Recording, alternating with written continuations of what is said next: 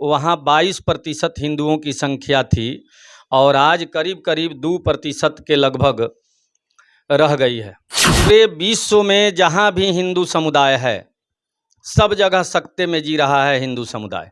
और जो लोग हिंदू को इतने कमज़ोर समझ रहे हैं, उनकी ये भूल है। यदि हिंदू जग गए तो ईंट से ईंट बजाने का काम करेंगे। तो ये बात नहीं भूलना चाहिए कि जो शास्त्र का ज्ञान रखता है वह शस्त्र का भी ज्ञान रखता है। और जिस दिन शास्त्र के साथ साथ हिंदुओं ने शस्त्र उठा लिया, उस दिन एक हिंदू के बच्चा के साथ भी यदि छेड़खानी होगी तो जीना मुश्किल हो जाएगा। और अपने देश में भी कुछ ऐसे बैठे हुए लोग हैं जो मोहम्मद यूनुस से साठगांठ करते हैं और सातिर आतंकवादियों से और कट्टरपंथी इस्लामिक कट्टरपंथियों से साठगांठ रखे हुए हैं।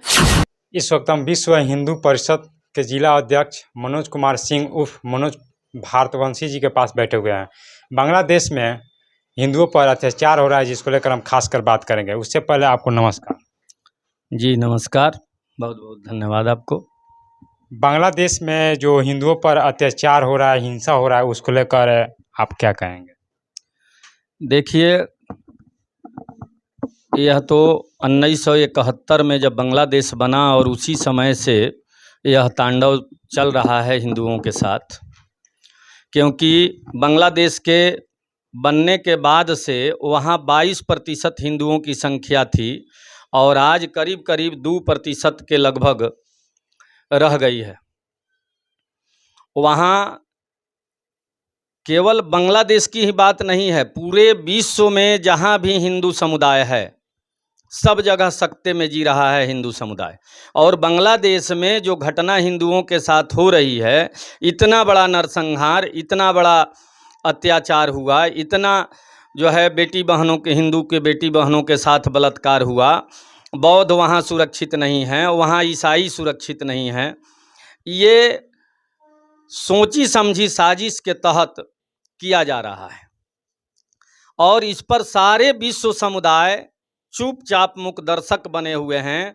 और इसलिए मुकदर्शक बने हुए हैं कि वह अत्याचार हिंदुओं के विरुद्ध में हो रहा है। इतनी बड़ी नृशंस हत्या, इतने माने जघन्य अपराध को लेकर के भी विश्व समुदाय एक शब्द कहीं बोलने को तैयार नहीं है। और इसका एकमात्र कारण है हिंदू।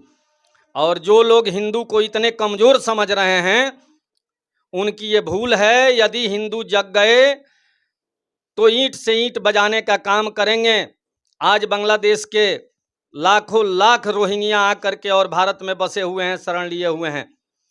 अरे वैसे हत्यारों को जो मोहम्मद यूनुस अभी वहाँ सरकार बनाने की तैयारी कर रहा है, उसको ये बात सोचनी चाहिए कि वहाँ से भाग करके वहाँ के निवर्तमान प्रधानमंत्री को कहीं जगह नहीं मिला विश्व में। अमेरिका ने वीज़ा कैंसिल कर दिया, इंग्लैंड में जाने से मना कर दिया गया और वह भारत में आकर के शरण ली है। यहाँ भारत शरण स्थली बना है।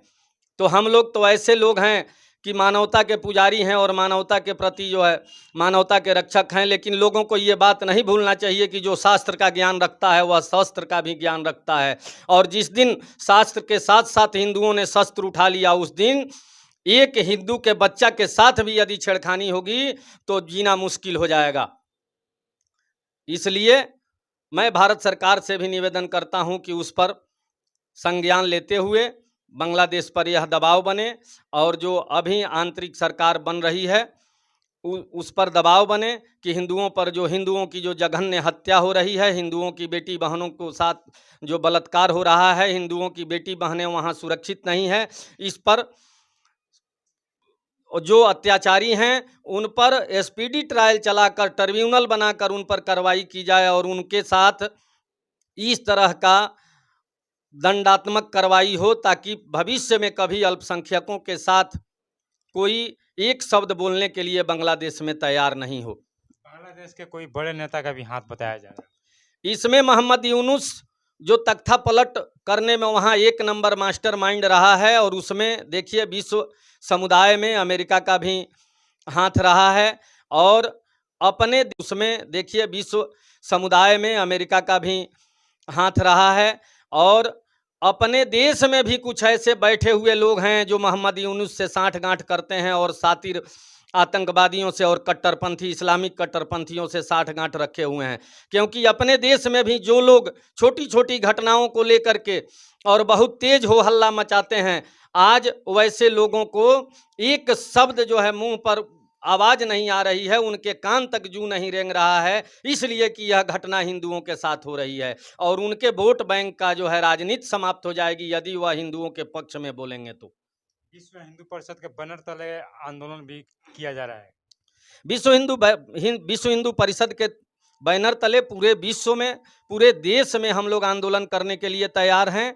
और हर जिले में, हर प्रांत में, हर प्रखंडों में, हर नगर पंचायत में सभी जगह निर्देश दिए गए हैं कि जहां बीडीओ हैं, सीओ हैं, उनको जो भी प्रशासनिक पदाधिकारी हैं, नगर पंचायत में नगर के कार्यपालक पदाधिकारी हैं, जिले में जिला पदाधिकारी हैं, उनके माध्यम से कार्यक्रम करके यह विरोध जता करके और सारे लोगों को ज्ञापन दे करके माननीय महामहिम राष्ट्रपति जी के पास इसको जो है पहुंचाने का काम किया जाए, ताकि भारत सरकार इस पर संज्ञान ले और हिंदुओं के प्रति हो रहे बांग्लादेश में अत्याचार पर दबाव बनावे और उचित कार्रवाई करे। अगर सरकार संज्ञान नहीं लेती है तो आज बांग्लादेश में इस तरह का देखा जा रहा है हिंदुओं पर अत्याचार, और इसके बाद में अगर संज्ञान नहीं लिया जाता तो फिर दूसरी जगह भी ऐसा हो सकता है कि।